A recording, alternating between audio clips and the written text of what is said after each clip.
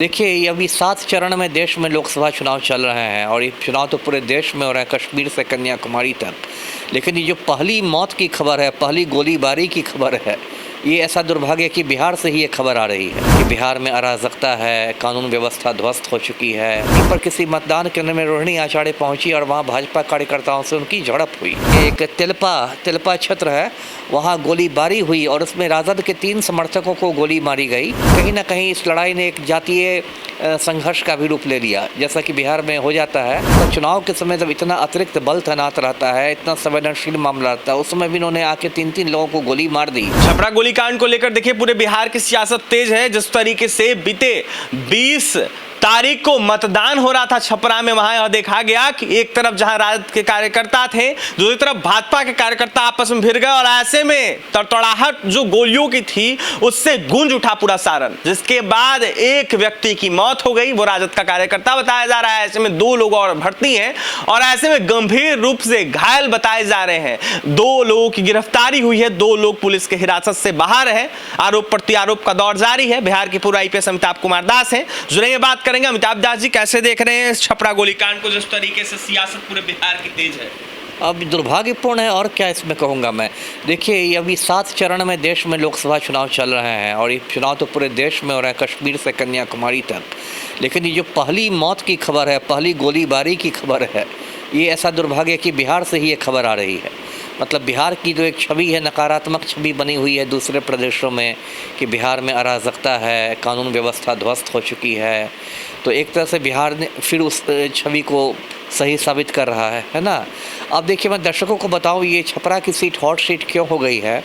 देखिए, इसमें राजद के प्रत्याशी रोहिणी आचार्य हैं, जो लालू यादव की बेटी हैं, जिन्होंने लालू को किडनी दी थी और सिंगापुर में भी जब रहती थी तो एक्स पर काफ़ी सक्रिय रहती थी, काफ़ी इनके राजनीतिक और चुटीले ट्वीट किया करती थी।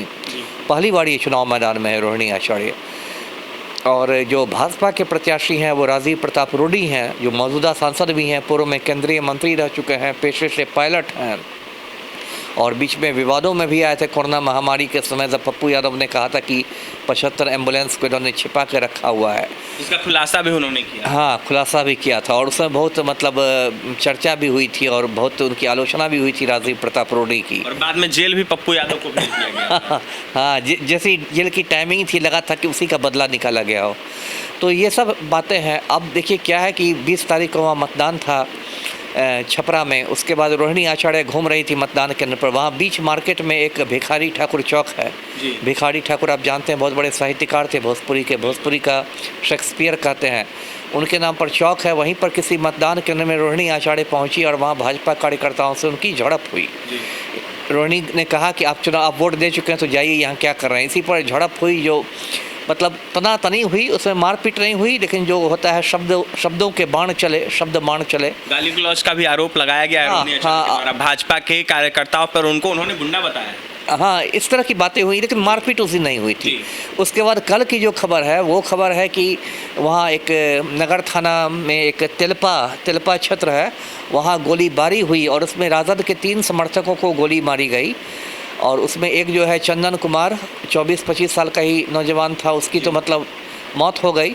एक की हालत क्रिटिकल है, गुड्डू राय संभवतः नाम है, तो उसको पीएमसीएच में रेफ़र किया गया। उसको देखने रोहिणी गई भी थी। और उसके बाद मैं देख रहा था सारण पुलिस का की प्रेस विज्ञप्ति देख रहा था, सोशल मीडिया पर आई थी। उसमें कहा गया है कि जो नगर थाना प्रभारी हैं उनको मतलब लाइन हाजिर कर दिया गया, हटा दिया गया। ये तो खैर बलि का बकरा बनाने वाली बात हुई। कायदे से तो इसमें एसपी को हटना चाहिए था, चुनाव आयोग को एसपी को हटाना चाहिए था, क्योंकि ये बड़ी घटना है। लेकिन एसपी साहब ने अपना थानेदार को हटा के उसको बलि का बकरा बना दिया। और 3-4 लोगों की गिरफ्तारियां भी हुई है। पूरे सारण जिला में देखिए इंटरनेट बंद हो गया है, 23 तक बंद रहेगा। आज जैसे 22 से 23 तक बंद रहेगा, क्योंकि मुझे भी जो खबर है कि कहीं ना कहीं इस लड़ाई ने एक जातीय संघर्ष का भी रूप ले लिया, जैसा कि बिहार में हो जाता है कि राजद और भाजपा दोनों के कार्यकर्ता जो थे वो अलग अलग जातियों के भी थे।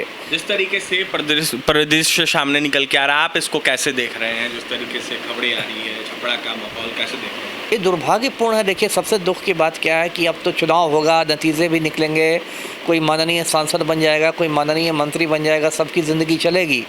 लेकिन जिसकी ज़िंदगी चली गई वो तो वापस नहीं आएगी ना, उसका तो परिवार उजड़ गया। तो इस तरह की जो चुनावी हिंसा होती है बहुत दुर्भाग्यपूर्ण होती है। आप भी आईपीएस रहे हैं, जी। ऐसे में जिस तरीके से चुनावी हिंसा हुई है इसको लेकर क्या अगर पुलिस निर्णय लेती है तो क्या होगा आगे चलकर?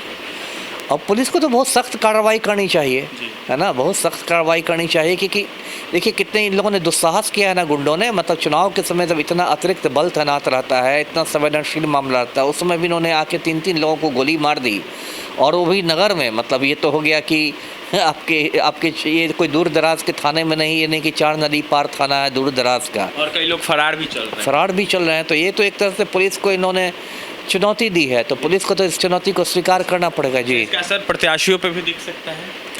अब क्या दिखेगा, अब तो मतदान हो चुका है, लेकिन फिर मैं कहूँगा कि 4 जून को जिस दिन मतगणना होगी उस दिन अतिरिक्त सतर्कता बरतनी चाहिए सारण पुलिस को। उस जगहों पर और भी देखा जाए तो मतदान होना बाकी है, तो वहाँ पे असर दिखेगा क्या इसका फायदा, या फिर देख सकते हैं किसी को अब थोड़ा बहुत तो असर दिखेगा ही, खास के जो छपरा मतलब आसपास के जो इलाके होते हैं। जैसे अभी 25 जून को छठा चरण होना है, ये 25 मई को, सॉरी 1 जून को 7वां चरण, तो उन सब में तो थोड़ा बहुत असर दिखेगा। कोई बहुत ज़्यादा मैं नहीं कहता हूँ कि असर दिखेगा। किसको होगा? अब ये तो अभी कहना बहुत मतलब जल्दबाजी होगी, किसको घाटा होगा। रोहिणी आचार्य ऐसा लेकिन बना रही है माहौल कि लोगों को उनके प्रति सहानुभूति हो कि मैं एक महिला थी और मेरे साथ गाली गलौज किया गया और गुंडागर्दी की गई। राजद के लोग भाजपा पे आरोप लगा रहे, भाजपा के लोग राजद पर आरोप लगा रहे। अब ये तो राजनीति का मतलब क्या धर्म ही है, तो राजनीति का चरित्र ही आरोप प्रत्यारोप होगा, लाशों पर राजनीति होगी, वो उसको ब्लेम करेगा, वो उसको ब्लेम करेगा। लेकिन जो कुछ हुआ है वो बहुत दुर्भाग्यपूर्ण है। 1990 की दशक को याद दिला रहे भाजपा के लोग, कह रहे हैं कि 1990 का दशक ये लोग लाना चाहते हैं और ऐसे में बूथ कैप्चरिंग करने की कोशिश की जा रही है। खैर ये सब बोलने का तो मुंह भाजपाइयों को है नहीं। वहाँ गृह मंत्री तड़ीपार बैठा हुआ है ना, अमित शाह एक तड़ीपार हिंदुस्तान का गृह मंत्री बैठा हुआ है, और ब्रजभूषण शरण सिंह जैसे गुंडे भाजपा में सांसद बने हुए हैं। तो ये क्या ये सब बात करते हैं, तो ये तो खैर इनके मुंह पर शोभा नहीं देता है। जी देखिए, भाजपाइयों के मुंह पर यह शोभा नहीं देता है जो लोग बूथ कैप्चरिंग की आरोप लगा रहे हैं। ऐसे में बिहार के पूर्व आईपीएस अमिताभ कुमार दास थे, बेबाकी से अपनी बातें रखते हैं, और ऐसे में यह साफ छपरा कांड को लेकर कहते हुए नजर आ रहे थे कि पुलिस को सख्ती बरतनी चाहिए, और जिन लोगों ने कुकृत किया है, जिन लोगों ने कांड किया है, जिन लोगों ने गोली चलाई है, उन लोगों को पकड़कर कड़ी से कड़ी सजा देकर उनको जेल भेजना चाहिए। फिलहाल बिहार के पूर्व आईपीएस अमिताभ दास क्या कुछ कह रहे थे आपने सुना है, और भी तमाम खबरों के लिए बने रहे हमारे साथ। बहुत बहुत धन्यवाद।